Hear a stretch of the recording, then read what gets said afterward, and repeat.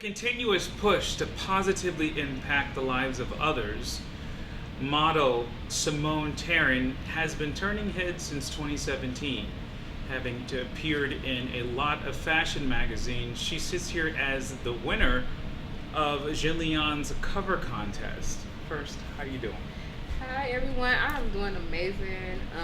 I'm so grateful for this opportunity. This has been something that I've been trying to manifest for a while, so the fact that I'm even here, I'm really grateful for. Well, tell me about that. You've been trying to manifest what for a while? Sitting here with Chocolate Mario, or just being on Jenleeon's cover? And being on a cover of a magazine has been one of my major dreams, and I'm so thankful for this opportunity. Because when I first started modeling, I never thought that I would even get half of the opportunities that I've gotten so far. Yeah, well, I think that's awesome. First of all, thank you for submitting. We had a competition, and your friends, let me tell you, the most likes, the most shares, the most what have you, your army lit the magazine up, and here we are. Your modeling experience started in summer of 2017. Mm-hmm. Tell us, what was your road to modeling? Okay, so I used to be 322 pounds, and then I ended up, and that was because I had gained a lot of weight. My mom passed away when I was a freshman in college at North Carolina A&T, and so I have been very depressed and just trying to cope with graduating college and trying to cope with my loss of my mom, and I gained a lot of weight. And so one of my friends had a body positive photo shoot, and so she invited me out there to that shoot, and it was like me and a lot of other women that were out there just trying to get comfortable with our bodies, and I had a lot of fun at that shoot, so I was like, I wanted to do another one basically. And so while I was at that shoot, I met a lady that owns a boutique in Charlotte, and it was called Plus Size Barbies, and she decided that she wanted me to be a model for her clothing line. And so when I went to my very first shoot for her clothing line, I met a photographer by the name of Taren, and he said he saw something in me, so he decided to shoot me for free for a whole year. And so that's how I was able to build my portfolio. And from there, I met another lady who had a boutique in Charlotte, and she was able to book me as her model, and so I was like the face of her brand. And things just kept spiraling, and then and you are having have done Fashion Nova. Yes. Savage Fenty. You've done quite a bit. Forever 21 plus. I think quickly going from developing a portfolio all the way to these major brands, right? What was that like for you? If you're not still pinching yourself. No, I definitely am pinching myself. I remember the first time somebody sent me like a picture of myself on a website, like for Fashion Nova, Forever 21.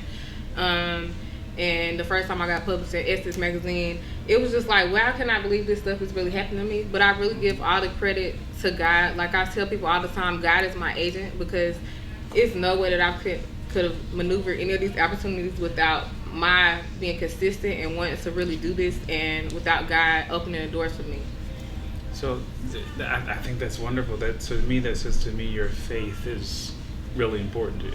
Yes, it's one of the most important things. Like, I feel like with God I can do all things, and without him I could do nothing, or it'll be halfway done, but it's not going to be the same. So I definitely need him every day. A lot of people like me, we use our talents or what we have as, I don't know, cathartic release, or it's our outlet.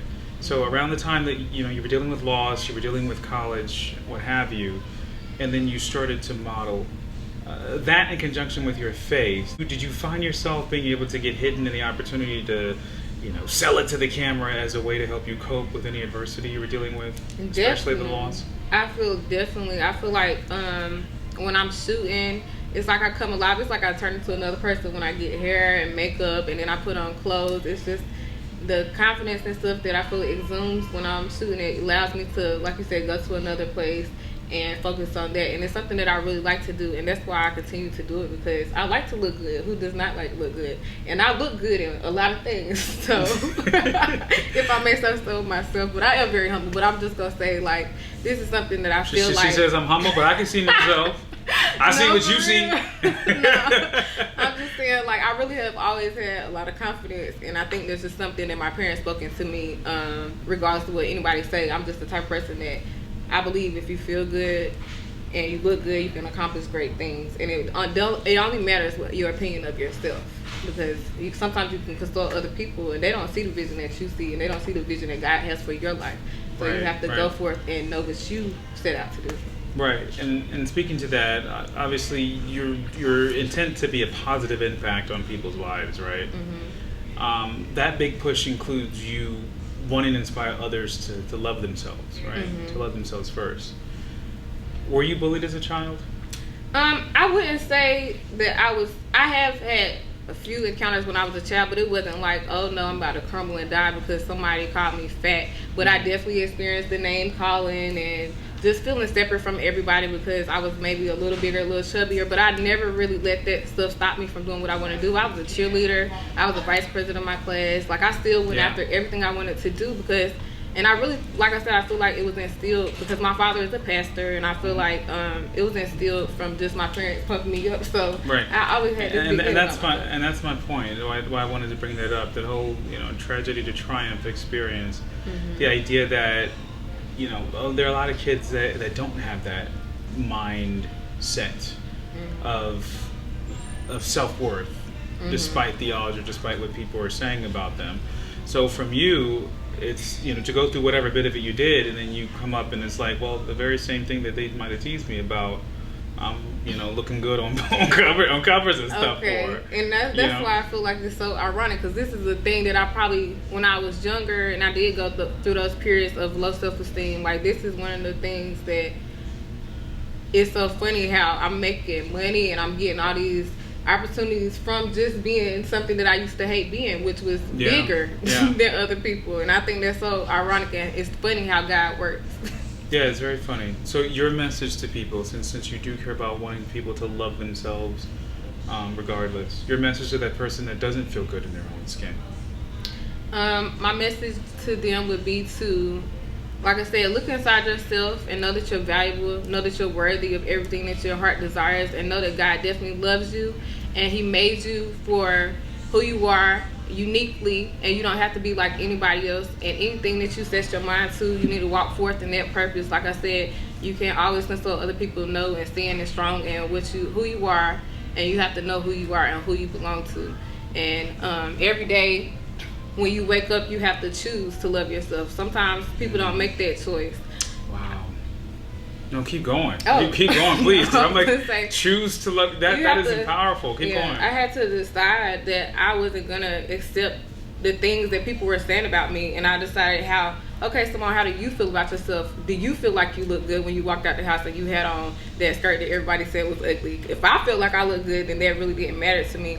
So I feel like you have to make a decision every day, like I said, to decide to love yourself, to decide to embrace yourself wherever you are on your journey. I don't care if you're big, you're small, if you want longer legs, if you want bigger hair, whatever you want to change about yourself, start embracing it and loving that part. I'm not saying that you can't change. Still make those changes if you want to do that, but you don't beat yourself up every day for things that God make you uniquely you for.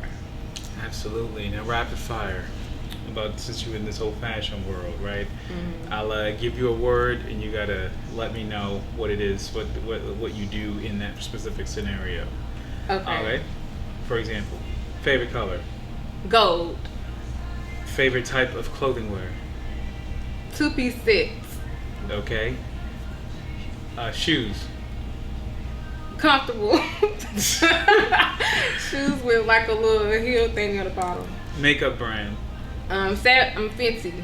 Lashes brand? Ooh, lashes brand. I like to get my lashes filled in. It's supposed to be one word, ain't it?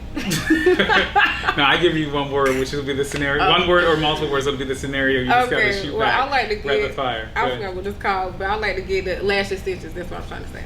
There we go. All right, lipstick. Nude, NYX. Lip balm. Carmex. Fragrance. D&G. Dress type. Form fitting. Hugging. Earrings. Gold, diamond studded, small, simple. All right, well, fantastic. Well, I thank you for what you do.